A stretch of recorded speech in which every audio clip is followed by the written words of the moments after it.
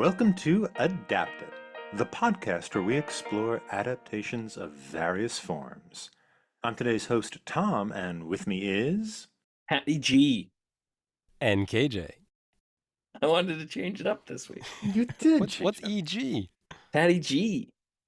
Oh, Patty G. Patty G. Mr. Patty G. Yeah, it's Patty G. Hi. Yeah, it's gonna It's be good to my have you on the my show. internet name. Is that what It they could call it? be, yeah, you At could Patty be G. DJ Pat EG. I think that could be it. That could be an internet name, right? I'll come up with something. DJ Pat EG. Does it make sense? Nope. Nope. Does it have to? No, Probably not. we're good. I'm gonna go with Patty G from now on. All right, Patty G. Did we introduce KJ? Yes. And KJ with his boring normal name. The OG, Patty OG. Patty OG. The OG. OG PG, Patty G. Terrible. Yeah. We're a little slappy after having hours upon hours of experience with Lou I am Wallace's so Ben-Hur. so joyful to be done with this book. It was mammoth. I almost gave up. It really did remind me of my marathon days. Like there were moments in there where I thought, okay, and I was counting the number. I used to do this when I would run marathons. Like you always do. You get to like mile 18 or so, and you start thinking like, okay, I got 8 miles. This is my pace. How long do I have to like? How much time do I have left of running? And I used to think to myself like, if I stop running, if I even walk, then that's like 20-minute miles. It's going to take me hours to be done. So I wouldn't stop running because I just wanted it to be over.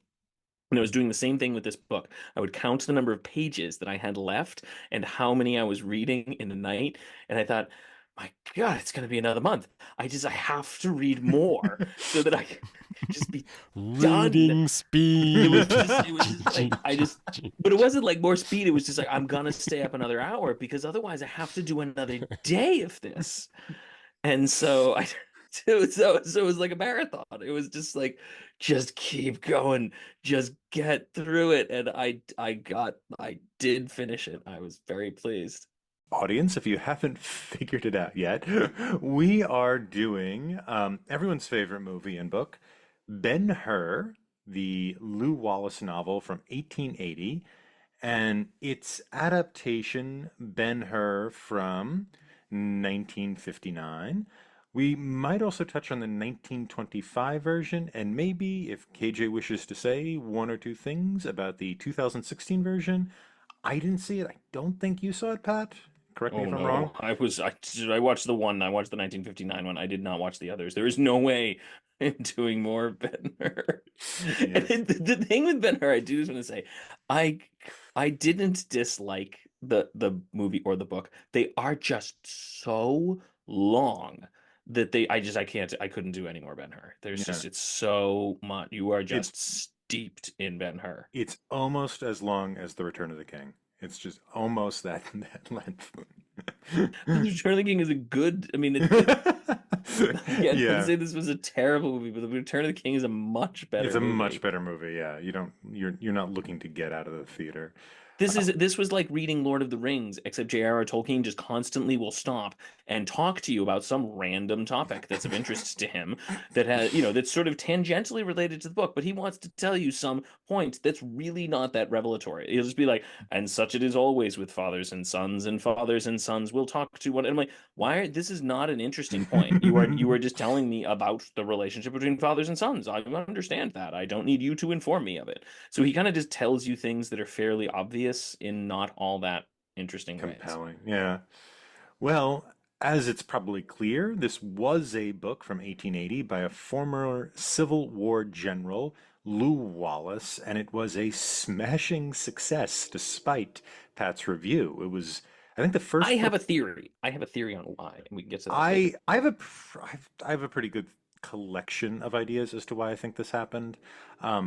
But it was one of the first books, I think, to outsell Uncle Tom's Cabin. And I found a comparison about how much money he was making from this book. So you can make a living as a novelist or as an author on $500 a year. That is what a successful author would make. Ben-Hur was making about $9,000 a year for General Wallace. It was extremely popular. And not only that, there ended up being a number of illegal tableau theaters going around. But regardless, Broadway producers Claw and Erlanger mounted a record-breaking play of Ben-Hur, which ran on Broadway and on tour from 1899 to 1920. And in over 6,000 performances, it made about $10 million dollars and was seen by over 10 million Americans. So this is an enormous, enormous plot, story, what have you. Um, Wallace had held out for years on creating any kind of performed version of Ben-Hur because he objected to Christ being put on stage, anybody personifying Christ. Um, there was an illegal touring Ben-Hur tableau series that was very controversial, and I think that's the first time I said controversial tableau series in a sentence. But much later First on, time anyone has said that. well, there is an episode of Arrested Development which has a controversial tableau. But anyway, This is true, actually. Valid point. I forgot about valid that. point. Yeah, Yes, you indeed. have to. Yeah, they're very strict. It has to be very accurate. Very. Hmm. Yeah. Later, Samuel Goldwyn of MGM fame would buy the rights to make a movie from Erlanger, who was extremely difficult and demanded to oversee everything. This led to production delays, and the budget of the 1925 version ballooned from what MGM's average at the time was 158,000 to about 3.9 million dollars. It was the most expensive silent film ever. It was record-breaking in terms of its sales, but it still was about $600,000 short of a profit. One young assistant director on that project was William Wyler, and he was part of the famous charioteer scene. He helped stage that. 34 years later, he was given an opportunity to bring that famous scene back to the screen after the original director, Sidney Franklin, got ill and could not complete the work. The screenplay for the now famous 1959 version went through several writers, something like 11 or 12, and the most prominent member of that group was Gore Vidal, who apparently wrote the first half of the movie up to the charioteer scene. Weiler famously did not want to do it, but he was promised a base salary of $350,000 in 1959 money and 3% of the profits. After a bunch of actors, including Marlon Brando and Burt Lancaster, turned down the part of Ben-Hur, Charlton Heston, who was Wyler's choice to actually play Masala, the villain, he stepped in and accepted the role. That would It have been went, a much better role for him, and Brando would yes, have been hilarious. yeah, Brando would have been great in that role, or entertaining at least. But as is the theme of this show, reflecting on the Oscars, it won 11 of them, which was a record at that time, including Best Picture, Best Director, and surprisingly, Best Actor. All right, so I want to start with the thing that I have an interpretation of it, but it's something that's consistent in the story of Ben-Hur, which is its enormous popularity up from 1880 to 1960. Ben-Hur, the 1959 movie, was the best-selling film of 1959. It made the most money the fastest and made just the most money. The 1925 version was one of the best-selling silent films of all time. Wallace's book was one of the best-selling books of all time. The Broadway show was one of the best Broadway shows of all time in terms of sales. This has always been, until the 2016 version anyway, an immensely popular work. I struggled to get through the book and through both of the films that I saw, the 25 and the 59 version. And I have some ideas as to why this was such a big hit. And I think it was a big hit for different reasons in different eras. But I want to open up the floor as to what the deal was with the popularity of this thing. Well, first, KJ, is the 2016? Is it 2016? Is that one any good? No, the 2016 one was not very good. It's shorter. It's only 2 hours and 20 minutes. They cut a lot of stuff. I don't think there's any What? leprosy. How did How do they? you not have that? Of all the I don't, I'm pretty sure there was no leprosy. So there's no like, Is there And Jesus is in it. Like Jesus actually looked at the camera. He doesn't quite wink, but you can Oh, actually see him. But we haven't really gotten into to that. So, audience, the book, the subtitle is A Tale of Christ. Yeah, I didn't know that. And I started reading it. So I think I would say it's a little lost on me because I just don't look for it. But I think a lot of what you're watching for is Ben-Hur is rewarded for doing the right thing. And the suggestion of the movie is don't worry, Jesus got your back as long as you're doing the right thing. And I don't think they do that very much, as much in the 2016 version. I wonder why that's maybe why it wasn't so popular. It just didn't resonate with the the idea like, oh, I'm a person. I always feel like I'm doing the right thing, but sometimes it doesn't come through. But look, Ben-Hur does the right thing. And even the Roman guy that had him tied to the boat let him go. Like, it's that kind of a thing. And I'm not sure if the 2016 version did that as much as the 59 or the 12 or the 25. yeah. And it wasn't very popular, right? Not a lot of people saw that version. No, I don't think it did. From what I read briefly online about it, it didn't do great in the United States. They didn't expect it apparently to do great in the United States. They hoped to make obviously a decent chunk, but they're really hoping to make it in more sort of like essentially like the strongly Christian Catholic nations. Like Hmm. they were really pushing for it in like Mexico. I think it debuted in Mexico. It had its Oh. opening in Mexico. So they were really trying to push for sort of like that particular market. So they were really pushing in South America, Mexico, like basically strongly Christian countries. That's my understanding. And even there, it just didn't. It just Didn't didn't pick up. resonate. Yeah, it just didn't pick up. Hmm. Because I think one of the ideas, I think I again I didn't see that much about it, but I read briefly just some reviews, and a lot of them were like, "Why did you do this? Why, why would you remake this movie? There is no point in remaking it. Hmm. You added nothing to it." That's what I heard. Hmm. Hmm. Oh, well. But in terms of the popularity that this intellectual property had before 2016, I'm very impressed by it. I'm wondering why you guys think this material was so exciting to people. The idea that Ben-Hur has so many micro and giant trials and tribulation Hmm. throughout the entire movie. And every time he comes through, because his moral compass never wavers, right? He's always on the side of the rebels. He's always on the side of the rebels. He's always going against the Empire, and not in a cruel way, but in a fairly peaceful way. And anytime he starts to waver, somebody shows up just from stage left and says, "Remember, there's a new dude on the scene," and he says, "Don't be angry, love your enemy." And Ben-Hur goes, "Oh, okay." And then everything works out for him. So I think that repeating moral is the reason it's so popular. It's definitely not in the book, at least, because he murders a lot of people. Really? he, Yeah, he they do kills a cut that lot out. of people, Wow. but before he gets to that point, yeah, he really doesn't like the Romans, and he keeps killing them and then running away. Um, Mhm. it does eventually. I mean, and even Masala. So in the book, Masala doesn't die in the chariot race. He just gets paralyzed. And there's so many subplots, and they kind of collapse a lot of them in the movie. And there's the one of the subplots is actually Balthazar has a daughter, and Ben-Hur is in love with the Balthazar's daughter.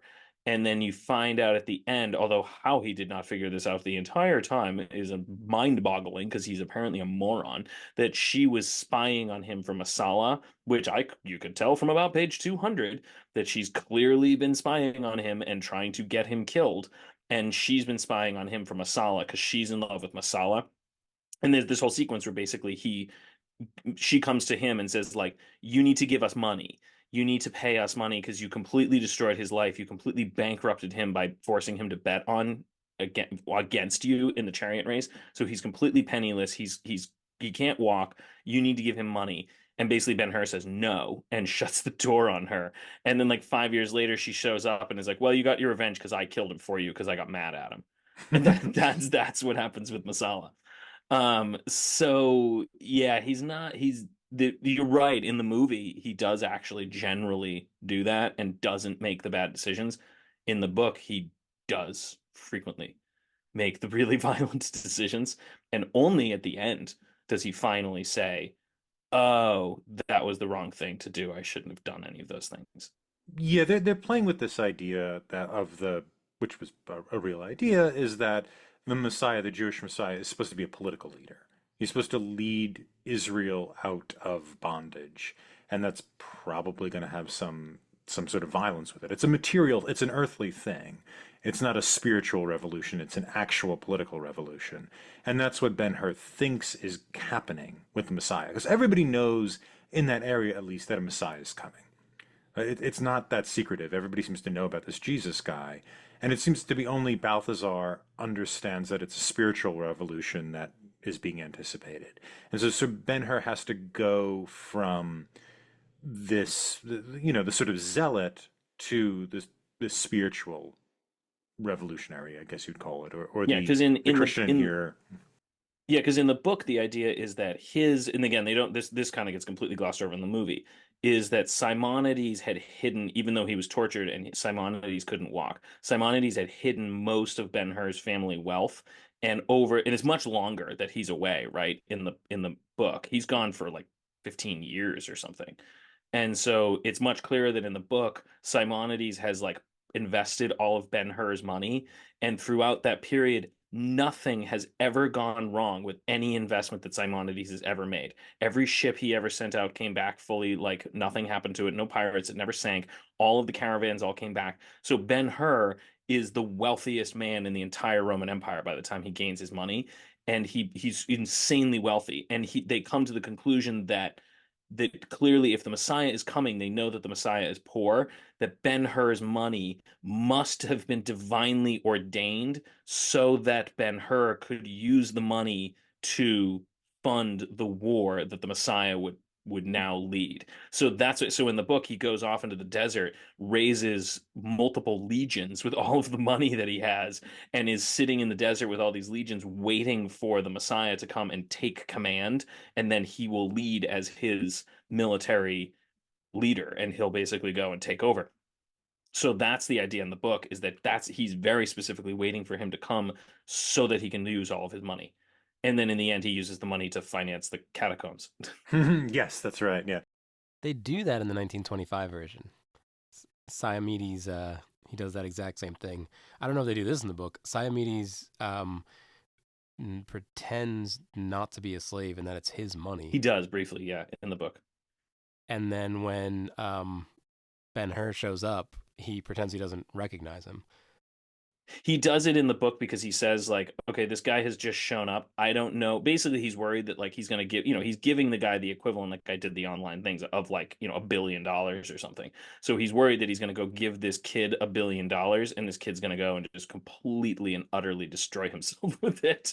Mm. So he's like, so he sends his, is it Moloch? Oh yeah, Who that was other it guy. I was it forgot was about not a mute. I don't know why they made him a mute in the movie. They made him mute, but they send that guy. This is the most boring part of the book. This is the part of the book I just could not get through. Like I don't need more descriptions of the gardens. I don't need to hear more about the fountains. I don't need to hear more about the nature of the gods and orgies and just every like the only man who can make an orgy description boring. But he sends the guy basically to follow him and find out, is this, if I give this guy all this money, is he gonna just waste it? Is he gonna throw it away and destroy himself with it? So in the book, that's why he does it.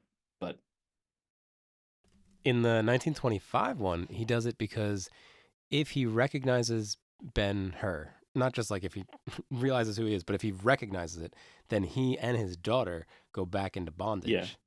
And I think she's about to get married at that point. I'm trying to remember it in the 1925 one if they move the marriage to the end of the movie instead of kind of in the beginning, like in the 59 one.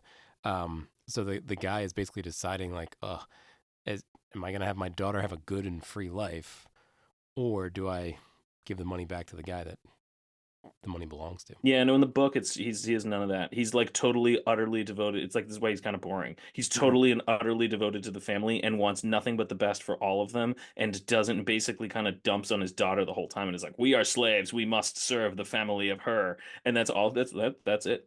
He's like he has no thought whatsoever, and he basically says to his daughter, he does have a really nice story actually though, because the reason that they're slaves, he was a free man and he fell in love with a slave and desperately wanted to marry her, but was told the only way that he could not marry her because of their difference, because he was a freeman and she was a slave. And so in order to marry her, he had to become a slave. So he voluntarily accepted permanent slavery in order to marry this woman, and then I think she dies in childbirth. It's kind of sad. She And that's dies. I thought she dies because they're so grief-stricken as to what happens to him when he's tortured, right? oh, is that what it is? I Yeah, I didn't think because that happens. Wait, the wife's alive in the book? she's alive at the She's beginning of the alive book. for a bit, yeah. Yeah, she's when Oh. Ben-Hur returns home for the first time, she's a dead woman. That's Rachel, right? His wife is Rachel. It's Esther's the daughter, right? Esther's the daughter, yeah. Yeah, yeah. I don't remember the wife's name. Mhm. But yeah, so the idea is like, but again, they give him kind of a nice story. Yeah. But he keeps saying over and over to the daughter, he's like, we don't have a choice. We are slaves. We have to serve the family of her. There's never any thought about Mhm. anything else. A lot of people seemed to serve that family with a ridiculously blind devotion, Mhm. which I always wonder if that's actually potentially reflecting any real societal values, or whether people of the time, or whether people were like, this is the way servants should be. My servants are terrible. They want salaries. I don't like this. They should serve me unquestionably. Why do they want every third Sunday off? Uh, What do you think, Tom? Why do you think it was so popular? I I think it was for a number of reasons. Wallace is an interesting person because he's deeply interested in some pretty profound religious questions or religious ideas, some not so profound, but he also doesn't seem to have been part of any kind of denomination. And his father was the governor of Indiana. And so there seems to be in this book a lot of interest in the Christ story, which is also popular at this time, but also not a doctrinal interest. He doesn't seem to be um, pounding the pavement for any particular religious group, which is a really good idea at this time because there was this kind of like flowering of different enthusiastic religions, as we call them. And so I think this was just the right guy at the right time who had this story that spoke to a lot of people because it was a Christian story, it was a story of the Christ or an adjacent Christ story, which not only was popular, but he was also able to sell it to anyone, basically, because it's not denominationally specific. He's not, it's not like Dostoevsky where he's going to like rant on the Catholics at some point. And I think that kind of fit. Dostoevsky really doesn't like Catholics. He really doesn't like Catholics, yeah. But I think it fit that kind of, revivalist or enthusiastic movement that went on in in a few movements. I mean, it starts in the late 18th century, but it's kind of fiery out there in the West at that time. Because he's an interesting figure, Wallace. He just wasn't raised in any religion, but he was just fascinated by the subject matter. And I think that's part of why it worked.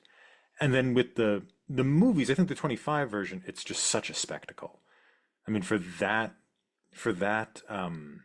that time period, that chariot race looks pretty good for a 1925 film. It's Yeah. unbelievable. You watch the 59 version and you're like, Mm. wow, how did they do this in 59? This is I incredible. was shocked. I thought a And you lot watch of that was like fake. I thought, and then I realized, I'm like, oh no, apparently it was like Heston and the Masala dude actually learned how to ride chariots. Like a lot of it's legit. But then you watch the 25 version and you're like, this is just as good. And I don't know if they had electricity when they made this. So the 59 one's like, all right, it's, it's quite good, don't get me wrong, but you had power. Like, Yeah, I think I prefer the 59 one, but the 25 one is impressive. And the ship scene is impressive too. That ship, yeah, yep, yeah. I will say the 59 one is better than the 25 one, but the scale is there. It's The there. horses Yeah. are there. Like it's all there. I think one of the things the 59 version does is there's no score. You just hear the Mhm. horses. That was really cool. And I think Yeah. it's very cool. And I think it would be cheap to do that to the 25 version, to go back and put all the horse sounds in instead of just the score, which was pretty good. Yeah, no But I think diegetic I sounds. think It's a giant diegetic. no diegetic sounds. This isn't Broken Blossom where there's 3 of them apparently. That was a very old Talking Pictures trivia joke. Audience, go back to like episode 9 or something. But I think if you went back and put the diegetic sounds in, the 25 version might be just as intense and cool as the 59. It's pretty great. I love the shot. They don't have this one shot in the 59 version they do in the 25, which is looking up at the horses as they're going over the camera. And while we're talking about chariot races, I think part of the reason the 2016 one doesn't work, even though I think they got the horses and actually shot it, the whole time you're thinking, well, this isn't too hard to do. This is easy, yeah. You just assume it's going to be CG, and we see so much other stuff. There. You right. just guess the crowd Like isn't there. You don't even know. Yeah. You're just right. I guess they right. actually for that stadium, they actually built it in a giant quarry. They had to like carve it out of actual stone. It was like hundreds of workers for like a year. This way, this is like the Titanic of its time. Just like stupidly, like let's make a giant, stupidly large tank on the lawn and sink a 3/4 replica of the Titanic. That's what this feels like. Like let's make this. We're just gonna rebuild Rome. We're gonna rebuild an entire stadium. You know, and yeah, it's not CGI. It's not CGI. It's actually. It's not even miniatures. It's the actual thing. It's really cool. And to be fair, I think they did build quite a bit of the 2016 one. But I think but we don't. It doesn't register. Yeah, doesn't we matter. don't care about them anymore. The effects don't wow us anymore because even if you actually did it, I assume you didn't. Yep. Yeah, unless you're like Frank Miller making a Mad Max movie, just for whatever reason doesn't click. But the other cool thing is we have the chariot race in 25. We have the chariot race in 59. We have the chariot race in 99, and we have the chariot race in 2016. So it's kind of cool. We get to see the same scene in different. Did you see the 1907 one? The 1907 Ben-Hur chariot race? Oh, it's really funny. They obviously don't have the scale, so they just have the shot of the finish line and the people standing there, and occasionally a horse runs by, and that's all it is. And eventually, at the end, it just cuts to an intertitle that says Ben-Hur, Victor, because you can't really tell. Yeah, that was the illegal 1907 version, which is in the annals of intellectual property crime. But anyway, and so you have the spectacle element in the 20s, and then also in the 50s, I think it's a big spectacle. And I think there's also, at the time in the 50s, there's a lot of competition with Bible movies. Wyler apparently took this not just for the money, though I'm guessing it's mostly for the money, but he wanted to outdo Cecil B. DeMille and the Ten Commandments. He was just desperate to outdo him in that film. You also have the That Heston too? Isn't that Heston too? It's also Heston. Yeah. And there's also The Greatest Story Ever Told, which I think is actually a little better. That's the circus movie? Oh, no, that's The Greatest Show. Okay. Yeah. Yep. No, this is the Bible one, which was also around this time. So I think there was just these kind of big spectacle and Bible movies. And I think there's also something about the 1950s going like, especially with the Pilate scene. I think Pilate is a very interesting character in the 59 version, in a way he just isn't in the book, which is, okay, here's this giant empire who's kind of in charge of everything. What are its benefits and what are its crimes? I think there's something interesting to Americans in the 1950s. Yeah. What about the roads? They built the roads. What have the Romans ever done for us? The aqueduct. Public education. Sanitation. Oh, don't remind me of what this place was like before that. Apart from the public roads, the sanitation, the education. The aqueducts. What have the Romans ever done? Yeah, so I think that's why the 50s version, I think that's why the 50s version was popular. I think the 20s version is just, it's the biggest thing ever, right? It's the biggest movie ever. It was the Titanic of its day, as you said, Pat. And so I think that's why Titanic was big. The movie is not very good. It's just a giant, stupid spectacle. It's kind of the same with Avatar, actually. But I think that's why the book was popular and why the movies were popular. I think there were slightly different reasons. But I think they're, I think that's my reading of it. The thing I want to bring up is there was a movie Mel Gibson made about Jesus that made a lot of money. Mhm. So I also wonder if that crowd showed up for the Ben-Hur movies, Oh, I think so. except for 2016 for some reason. Well, it's a different audience probably in 2016. Well, that's pretty close to the Mel Gibson movie I wonder though, in Because time. Mel Gibson's film was 2004, right? The Passion. So you think that 10 years? Okay, I would think so. I could think be. that's it. Well, it's not just 10 years, it's also a generational change, right? Who's the main audience for a movie is probably a different generation, and it's a very different generation. And it's also the Passion of the Christ. What? You sound really old there. Oh, do I? Well, You're no, I saying don't. I'm the not. generation in 2004 to 2016 is a completely different generation? I The, think the maybe. large the large movie going public is, Yeah, yeah. I think the That 12 years you're saying is a big I think it's 12 a years. generation change. Sure, I think you're seeing like millennials are now the dominant theater going people. Like they're the adults. By 2016, yeah. Yeah.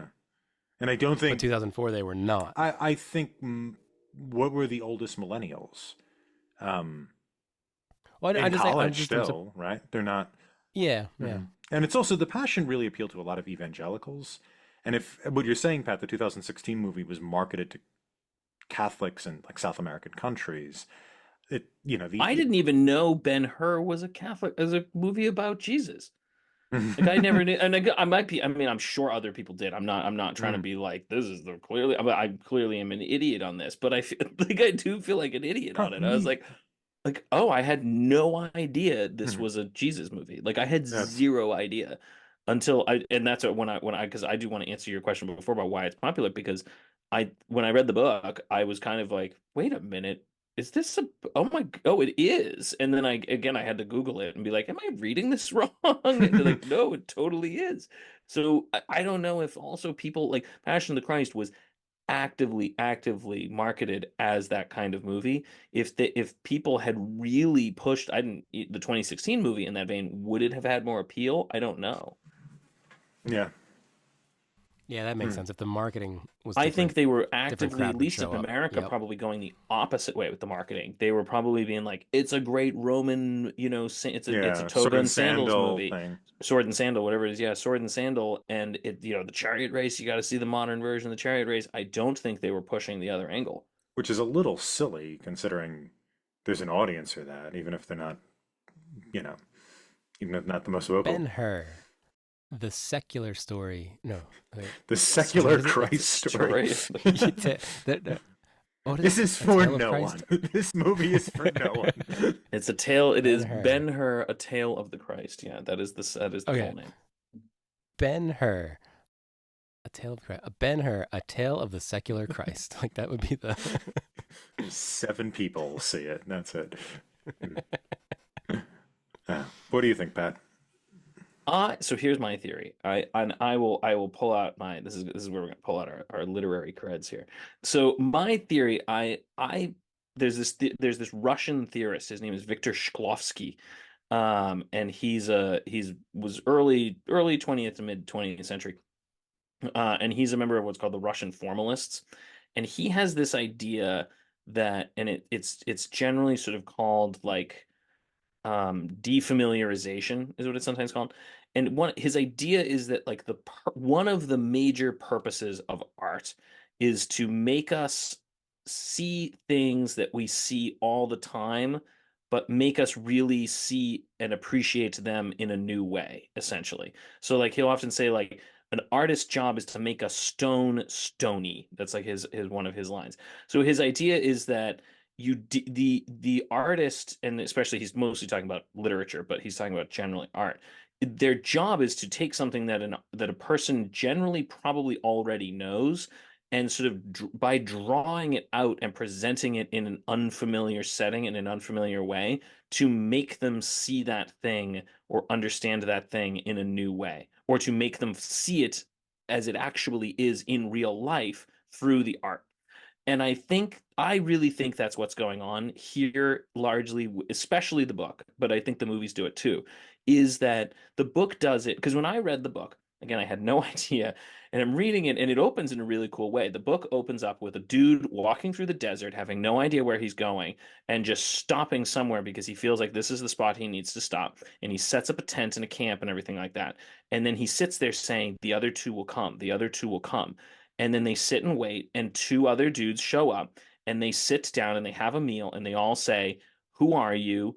And how did you end up here? And they all have the same story, which is that they each tell what they did. So there's one dude from Greece who's supposed to be the European, one dude from Egypt who's supposed to be the African, and one dude from India, and he's the Asian. And the idea is all the three continents have come together, and each one represents one of the great virtues. One of them represents faith, one of them represents hope, and one of them represents love or charity, good works.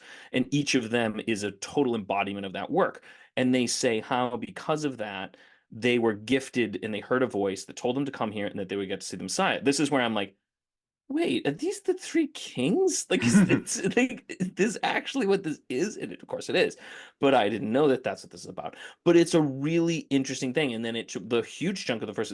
I actually really enjoyed the first chunk. And then they go and they have to find the Bethlehem and they have to do this kind of, and so. But what it does is he intersperses throughout all of these things biblical lines. So he basically pulls out direct biblical lines and sticks them in there from the nativity narrative.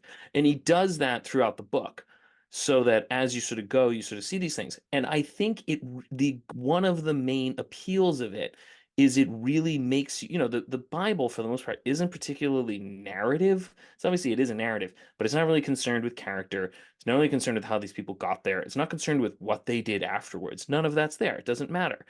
It's, again, they skips over massive chunks of Jesus' life because it's not necessary to the point they're trying to make. This fills it all in, and it makes you think all of this stuff is every single line. When you see a biblical line, 9 times out of 10, it's a biblical line because you've heard, people have heard them. And I think, even more so in the 19th century, they're immersed in it. Most of them have memorized huge chunks of this. This presents it to them in a new way, and so it triggers, they can see the things that they know in a context, and it now makes that other line that they already are familiar with, it defamiliarizes it and makes them now see it in a different way. I think that's a huge chunk of its popularity, is it's defamiliarization. It's taking something that people know, putting it in a new context, causing them then to see what they know in a new light. Yeah, I completely agree. I imagine in 1925, you sat down and you watched that opening nativity scene. It's the first time anybody's really seen that nativity scene with those kind of special effects. And you might be thinking, like, oh, maybe this is Yeah. what it was like to be there at that time. And then, as you're saying, Pat, to extend that 59 version and the 25 version, oh, yeah, there were actual people here. This wasn't just some story I hear once a week on Sundays. That people were Yeah. living It's out here in really the and I sand, and think there it was rich does that. people, and It there was totally poor does that. people, and it Hmm. makes it very tangible. Yeah, I think that's a Yeah. great observation, Pat. And that's why I think the 2016 one doesn't work, because we're not familiar with it. Like a lot of people, that level of just total, like we know some of the lines. People have sat through it probably in their Sunday schools when they were kids, if or whatever. But the level of just immersion, where hearing some of these lines and seeing this narrative from a totally different perspective doesn't, I don't think it defamiliarizes it anymore. They're not even all that familiar with it. They know the basics of it, but they're not as familiar with it as people would have been. And so that doesn't work. It's just not there. Yeah, it's a kind of cultural capital that's eroded over Yeah. the between And that's why 1880 and yeah, and then that's why the book doesn't. I mean, the book also has some really big problems. Mhm. But it's also why I think partially, but there are 19th century books people still read. I love, I like a lot, Tom, you do too, I'm sure. Like, I love Wuthering Heights and Jane Mhm. Eyre and these kind of books, and they do this a little bit, and they just have these random tirades they'll go off on. Or War and Peace does it all the time. But those Charles are Dickens. Dickens does. Dickens loves to talk to you. Constantly, yes. Dickens loves to talk to you about this kind of stuff, and he just will tell you his theories of things, and they work, and you just kind of like, yep, this is an old timey kind of thing, and they work in that. In this book, it's like, good gracious, can you stop? So it has those problems, but I think we kind of accept them in those other novels, whereas this one, I just don't. It when it does those things, that was when I enjoyed it. I really liked the opening. I thought the Three Kings section was really good, and it's long. It's a decent chunk of the book. It's an eighth of the Um, book. It's the yeah, I was gonna first. say it's probably about an eighth of the book is Hmm. just the kings wandering through the desert, talking about their things, and then trying to find the Jesus, like the Christ child. It's a huge chunk of it, and that's a really good part. And then the chunk with just Ben-Hur and the tile was like, criminy, just go. I was like, I get what's going on. And then the ship part, so you get these kind of things where those are the weakest parts. I think generally of the narrative. And so I think that's at least partially why it's not as popular now. I wonder if we get something similar to that with like Saving Private Ryan, Yeah, right? We've heard the Yeah, that's a story really yeah, good from that's a example. really the I good think point of that's view, a example. but really then good to example. Yeah. actually see it Hmm. on the screen. Yeah. So I wonder if we get that more with other things. So then when the 2016 one came around, we're like, we already know what you're doing because I've had that experience now. And in combination with, But I I we're think not even the as Titanic example though, because you're right, that we've heard that story. People know the Titanic, they know what happened. We're sort of we have the general idea of what happened, but when the Titanic is still a bad movie, but when you see it's a beautiful movie, it's a beautiful set and just you kind of are like what other than knowing that the ship sank. You kind of watch it being like, man, I wish I could have been there. I would have, I wish I could have worn like dressed in this opulence and had all these beautiful things around me and all these interesting people. You kind of are it brings it to life in a way that you don't get when you just hear the story of the Titanic and rich people. Hmm. And you don't quite appreciate it until you see the movie. And that I think it brings it in a new way, a story alive. Or the Ben-Hur. the Abbey, the documentary of Abbey Road recording, the Abbey Road recordings of the Beatles, where you see them behind the the Peter scenes. Jackson ones on Disney Plus. Yes. Hmm. Where you see them behind the scenes, like coming up and putting together music that you've heard your entire life, right? I think that also, that defamiliarization, Pat, that you're talking about goes on there. Because like, oh, this is the room in which that song was made that I've heard 500 times since I was first could hear music. That's a very, very strange sensation when you see it coming out of, you see it coming into existence. Um, but yeah, that makes you kind of appreciate that music, or maybe not appreciate it, but kind of see it again, or see how it was recorded makes You you see it see it new, and I again. Yeah, think you see that's it new. that's the point. That's the point of the defamiliarization is that you see a stone's stoniness. That's not my phrase, that's his. You see a stone's stoniness. You get to know, because we don't care about stones, we don't appreciate stones anymore, but a good artist will make you see something you're very familiar with and make you see what it is in itself. And I think you're right. That's a good example. Like seeing songs or seeing works of art in totally new ways, or seeing things but now they're pulled into a new context and it totally makes you see it again. There's this idea of dramatization, dramatizing history, which does that. I think there's something maybe slightly different of dramatizing history, but seeing a familiar story from a new angle too. It's like seeing behind the scenes or something like that, which seems to be going on with Ben-Hur. Like, what would have been like to be alive in the time of Christ and just, seeing it from the side or seeing him from the corner, or, catching his eyes, he gives you water, that type of thing. It's also a very popular modern way of telling story. A lot of, because again, I think people don't, they're struggling to come up with ideas for stories sometimes, but it's why, you end up with the Maltese Falcon from Effie's perspective, and they'll tell the stories like that. I've seen it. There's a number of other ones I know that have come out recently where it's a very famous story from just either a minor character's perspective or a sort of marginalized character's perspective, and that's the idea, is like you get to see that story anew from a different character. There was a video game that I didn't play called The Third Age. Pat, did you play it? That might have been in your No. wheelhouse. Now, it was on the PS2 or maybe the original Xbox, and it was a Lord of the Rings based video game, but you don't play as any of the nine. You're playing as different people, but every so often you might glance off them. You might be in an area where an important event from Lord of the Rings was happening. So I feel like that does it a little bit. I feel like the Star Wars shows should be doing that more, right? It should be bouncing off the main plots. maybe I haven't watched. I've given up on the Star Wars programming. But I think other than that sort of in-world exploration, and I think maybe that's part of it. Another thing, though, with relating it back to what you were saying, Pat, about the stoniness of the stone, is like great pictorial representation. So great painting or something like that. Like reason why people like Van Gogh isn't because he's painting a scene no one's seen before. It's he's painting a scene everyone's seen in a way no one has seen it. And so you see, see sunflowers that are unlike any other sunflower you know, and yet you know what a sunflower is, and you know pretty well what a sunflower it is what a sunflower is, and isn't that complicated a thing. And so that's why those things are so inspiring because it can make something familiar, completely new. And I think that is adjacent to the sort of that sort of Lord of the Rings thing where, oh, I get to be in the world of Lord of the Rings and experience the Lord of the Rings. Um, I get to become familiar with this environment, with an environment that I kind of know from the movies and the books, but now I get to know it in more detail. I think both of those things are, based upon Pat, your observation, I think both of those things are sort of touching one another and they're also slightly different. But what did we like to change the conversation up? What do we like about these movies? I could say like the two sequences I liked, the boat sequence and the chariot sequence.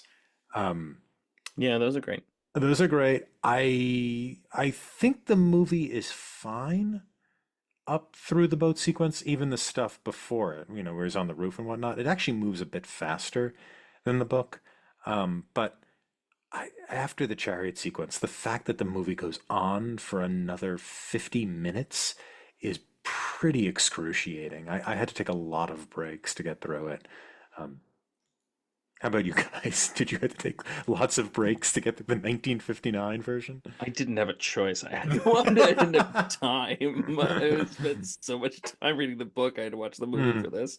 And mm, I don't have time. I just gotta watch mm, this thing straight mm. through. I mean, I there was I mean, I guess I had less of an issue, I think, than you did. The ending is a bit much. It's definitely the leper thing, and it just sort of feels like you've rushed through a lot of these other subplots. Can we just rush through this one? This one doesn't feel like it needs time to breathe.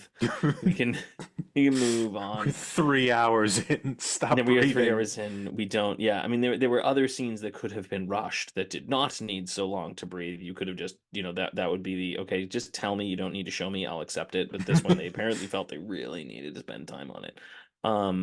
The ending is a bit much, but the bulk of it, I mean, I watched it fairly happily. Again, the boat scenes are really good.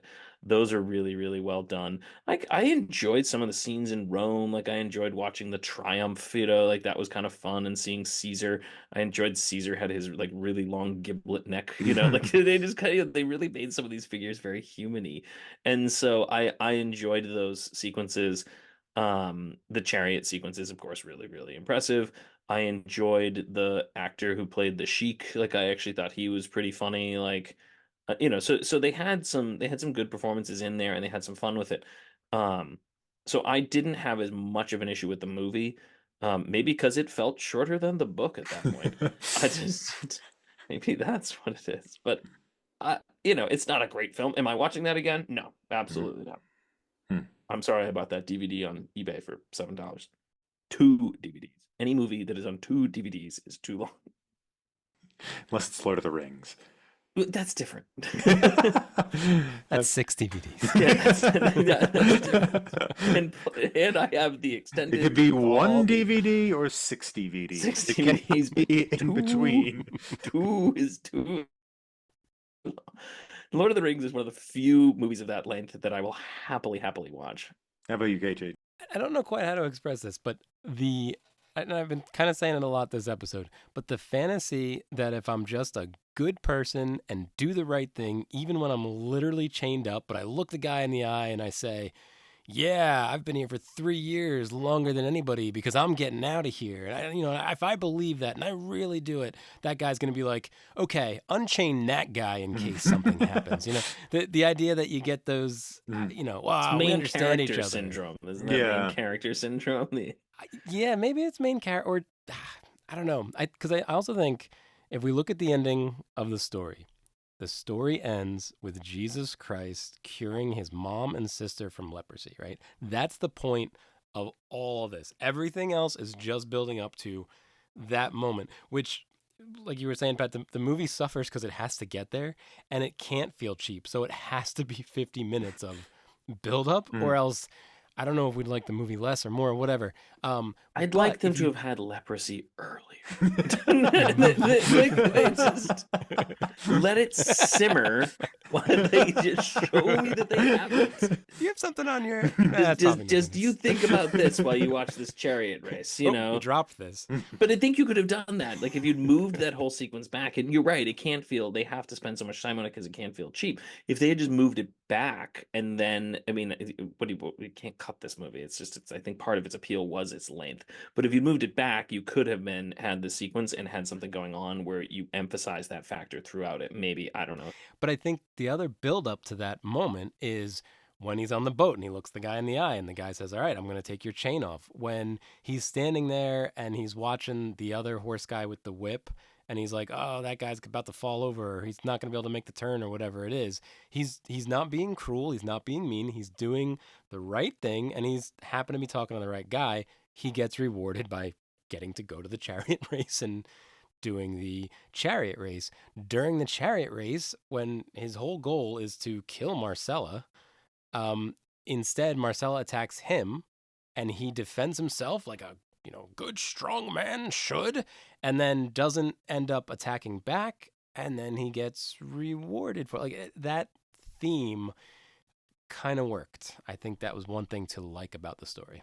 Yeah, I think it works. And it's also in the end, it's not any kind of martial bravery that wins the day, right? He ends up being It's his Jesus. moral compass. Yeah, yeah.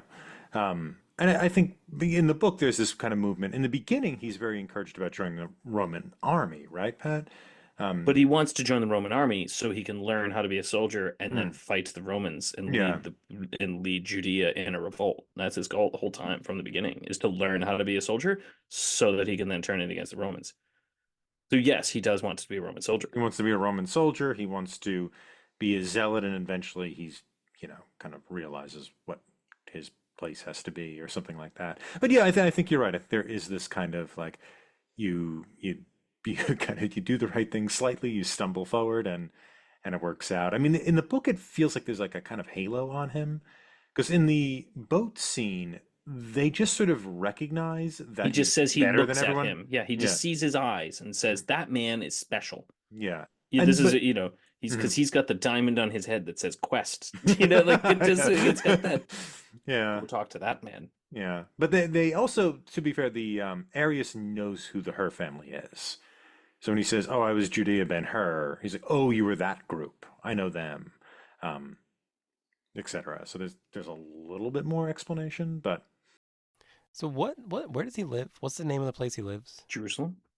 But what you called it Judea at one point, right? Judea is the region. Yeah, and Jerusalem's the Judea city. would have been the Roman region. Yeah, they would have called it Judea. So it would have been like Judea, Gaul, those kind of things. And what's his name? Judah Ben-Hur. His name is Judah. Judea. Mhm. Yeah. Okay, so it'd be like if your name was New Yo and you're from New York. I guess. Like I got confused a lot. Okay, fair enough. He kept saying, Mhm. I'm Judah. And I'm like, are you saying you're Judah or Judea? Like, are you saying I'm this region? I represent, like, I got a little confused that the name was so close to where I would they were living. imagine Judea comes from the name Judah, and probably that wasn't. He probably named him that way for that reason. You're probably not wrong that he represents the region. He is the region, and that was why he has the name. That's a literary device. It was real clever of Lou Wallace. Good old Lou. I also liked what they did with Pilate in the 59 version. I kind of like that scene. I didn't like Heston so much in that scene, but I think that was fine. I think that worked well. What did you like about it? Like, because you said that, and I didn't. What did you like about it? I just think that Pilate was not some sort of stereotypical villain. Oh, okay, yeah. Right. I think and he kind of makes a good point when he says, yeah, no, this is our fault. Rome has done some bad things, but are you going to dismiss the potential glories of this place for its sins. If anything's big enough, it's going to have sins. Got it. No, That's I agree. more or Okay, less okay, what he yeah. says. And I thought that was like, yeah, we're not supposed to take Pilate's side, but he's not, it's not a stupid argument. He's not a cruel man. I think that kind of worked well. And and I was kind of surprised by it because everything else up to that point mm, is mostly black and white. I think, with the exception maybe of Arius. I think Yeah, I Arius was is gonna a say little Arius more. but Is it no, but black I and white? agree. Masala takes on that role. Yeah, Masala is the, his reasons for saying you should side with Rome is we'll get so much money and power. yeah. We could sit next to Caesar himself, and you're like, well, this The is bad some, guy. this is clearly the bad guy. That's what Yeah. bad guys say. But you're right. Pontius Pilate, they give a much more cogent Mhm. argument. Yeah, Yeah, and even with Arius, they don't give him a cogent argument, but he's just a he's the good bad. person. Yeah, I mean, and he's kind of when he's introduced, he's a bad person. He's the guy Yeah, who tests everyone until people just literally die from exhaustion. But then when he's a good person, both versions, both the 25 version and the 59 version, cut to the slaves who are still in the galley, or who are still at the oars when Ben-Hur is being accepted as eventually Arius's son. And so they don't really let Arius off the hook, I don't think, in either of the film versions, which is also a detail I liked as well. Um, That's another thing they skip in the 2016. the the So boat. the ship Hmm. gets rammed. The ship gets rammed, and I don't think there is an Arius at all in the movie. Ben-Hur finds a plank of wood, passes out, and then wakes up, and the sheik's there. It's Morgan Freeman, and he's like, "Hey, you should ride my horse, Caesar. I'm gonna do the chariot thing." wow. So I guess that's how you get that movie down to 2 hours and 20 minutes. Mhm. You just have Morgan Freeman show up Just with some show up and horses. trust this He random dude narrates to it ride too. horses. Okay. Ah, you're alone on a boat in the middle of the water. I'm sure you'd be very good at chariot racing. Morgan Freeman would be great in that role, though. That's such a Actually, he good would be. role for him. I didn't know I didn't know who was in that movie. That's a great role for him. Mm. All I could think of was Robin Hood, Prince of Thieves, because Morgan Freeman's a very similar role in that as Mm. well. That's true. So, Yeah. actually, if Kevin Costner was Ben-Hur in this, that would have some historical beats there, right? Kevin Costner's kind of a modern day Charlton Heston in some Well, he ways. was. seen a now bunch he's of like, now movies he's that are- like 70.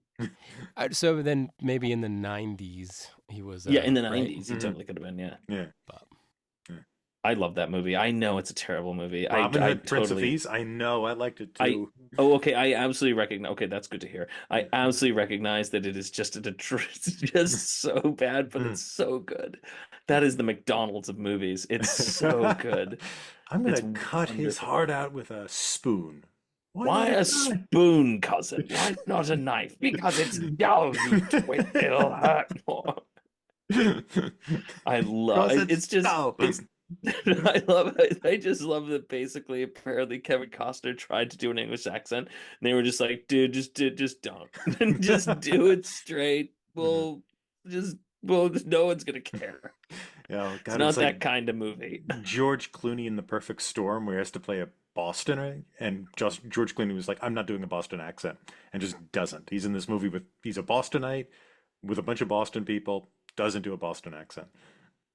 There's a great Mm. sequence I've seen with Mark Hamill talking about when he, like just, when we were filming the first movie, he's like, they filmed them out of sequence, and he says they filmed the sequence where they're getting out of the trash compactor, and they were filming that sequence, and he said he turned and was like, hey, wait a minute, shouldn't my like hair be all messed up and I have like schmutz all over the costume and I should have all this kind of stuff because we just came out of the trash compactor, and apparently Harrison Ford turned to him and went, hey kid. It's not that kind of movie. If they're looking at your hair, we've got a lot of problems. And that's what the Kevin Costner without the British accent feels like. It's Yeah. just like no one cares. Just keep going to film this straight through. Uh, yeah, I love that movie as a kid. I think that was one of the movies my grandmother had a VHS of, so we watched it a lot. That was the song. The song from that was the song my wife and I danced to as our first dance at our wedding. Yeah. Yeah. So I think for me, that was a choice between that and Fantasia. So I always picked Prince of Thieves because I know Fantasia is supposed to be good. It's a really boring movie. But anyway, Ben-Hur. What else do we want to talk about with Ben-Hur? The leads are remarkably difficult to sit through. I think that's where my difficulty was in the movie, was having to watch Charlton Heston do things when he's not athletic. Because he looks great when he's doing athletic, like when he's oaring the boat or racing the thing, he looks great. He's very physical, he's very fit. Um, but any of the book scenes after a while just kind of fall apart.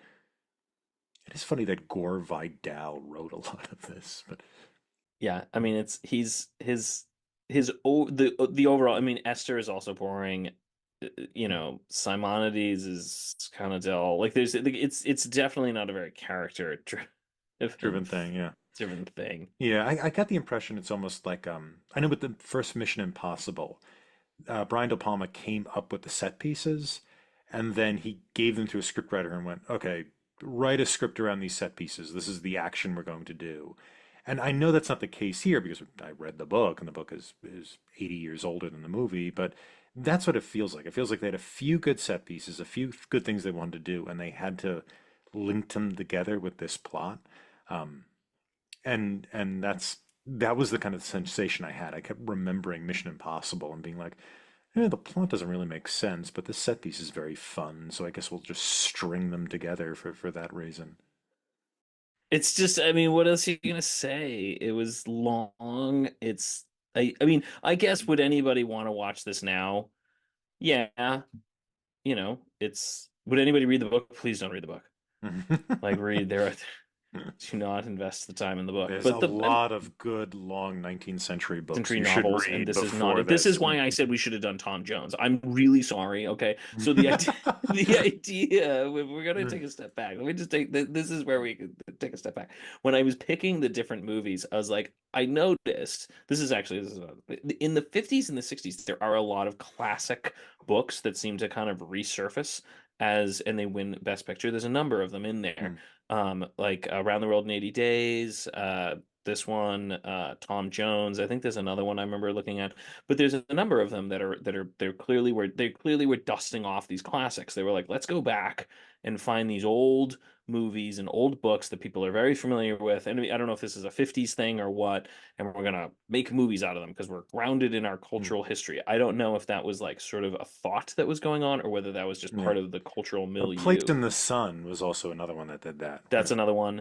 Hmm. So that was the idea. Is I was like, okay, maybe that's what's going on. Maybe there's some sort of like desire to return to sort of these classic cultural books that are sort of floating around out there. And so I was like, oh, well, Around the World in 80 Days, that was early 50s, I think. So I was like, well, we already had some movies we were going to do from the early 50s. So I thought I won't do that one. And Tom Jones is a really long book. So I thought, well, I won't do that one.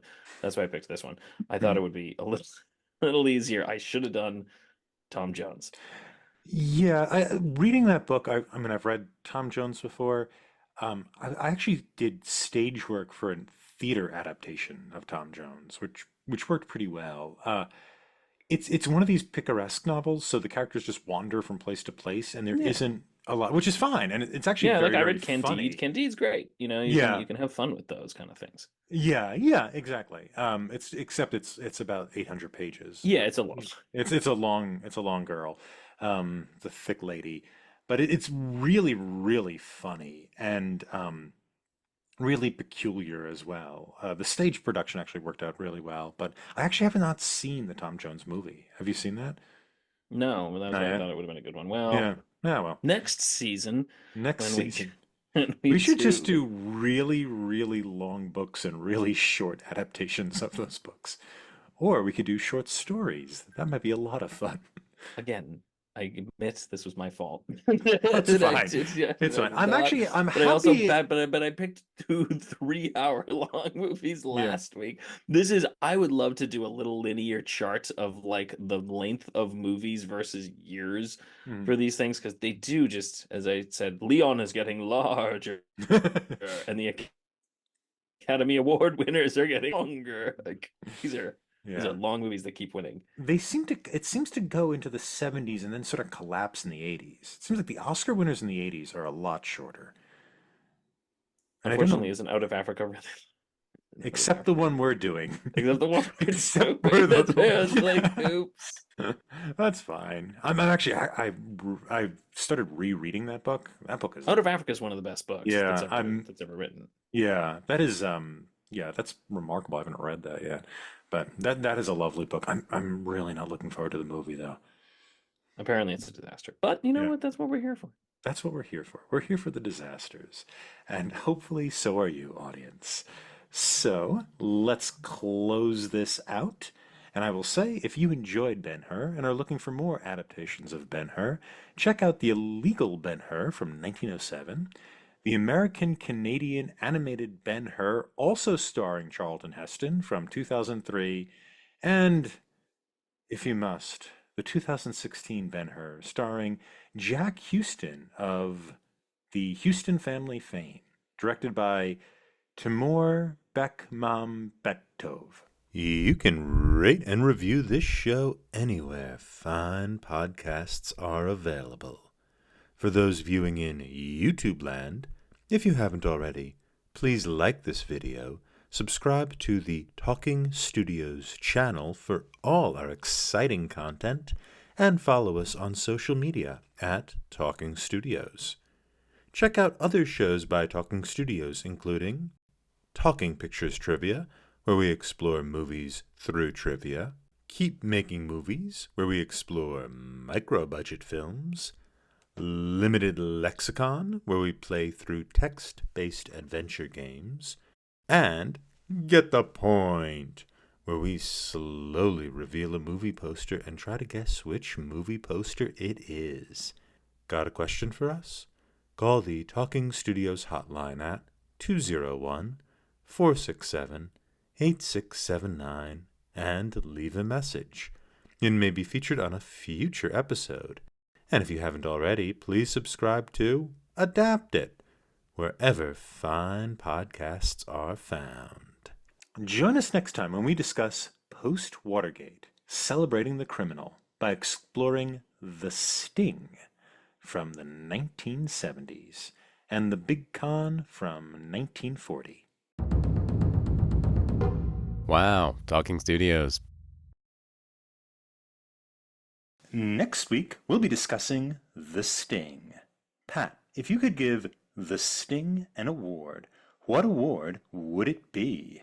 I'm going to give it a legit one because I liked this movie. I'm going to give it most charming. Um, I just think it's true. Like it's charming. Like it really is just a good movie. It was fun. And it reminds me of like a good charming version of Ocean's 11. Ocean's 11 wanted to be charming, but it wasn't. Like, I just totally like it because it's sort of like Danny Ocean is supposed to be charming, but I'm like, huh, he's actually kind of a douche and he's kind of possessive of his wife in a weirdly creepy way. And what's his name? Brad Pitt's character doesn't, I can't remember his character's name, doesn't even have any characteristics except he eats food, which isn't really very good character trait. So I just never really found it that charming. And for all intents and purposes, it might as well just be magic for all of the technology that they have at their disposal that they can use to solve their problem. Whereas this movie is just charming. They're really fun. I really liked the characters. Even the evil Irish mob boss is great. I really like the characters. It's well written. It's just I enjoyed it. So I am going to go with most charming. KJ, what about you? I forgot we were doing awards and I did an adaptation, so I apologize, audience, but I thought it would be fun to adapt The Sting into an MMO like World of Warcraft, a massive right? That could be fun. Right? So Yeah. there's no Oh, combat yeah. per That's se, cool. Yeah. but you're But you kind of gotta forming guilds. Who do you trust? Who don't you trust? How do you backstab? You Well, know? this would be a like have you played what's it called? The Disco Elysium? No. That has like no combat in it, but you have to build up all your skills in different areas. Mm-hmm. And so it could be like a combination of Disco Elysium and World of Warcraft where there's not much combat, but you have to like build up all these That different skills and different like factions. You have to trust each yeah. other. No. I vouch for that guy, and then they totally blow the whole thing up and con the con. I think it'd be a lot of fun. How about I you, like Tom? You got this. an award for The Sting? Yes, I was going to give it to Robert Redford. For most times, a man in his mid to late 30s is referred to as Kid. That is what my award is, which I found a little frustrating. Because I was watching him like everybody calls him kid, and I'm like, he doesn't really look like a kid. I mean, the best you could do is maybe late 20s. I'm like, oh, he's like 35, 36 when he made this. He might be the wrong person for this role, is the conclusion I came out. But that is my award. But is this like that thing It's with no, like Dawson's Creek where they look like where you're being told these kids are teenagers and they're actually like in their 30s? yeah. Like I've seen things where people are like, "This is what the '90s said a teenager looks like." It's like, yeah, that guy's like 29. Yeah, that was American Pie too, right? American Pie, everybody was in their like mid to late 20s and talking about, the kind of the problems of virginity in high school, and you're watching these people going, "Oh, God, these people can be married, and this doesn't this conflict doesn't register as truthful."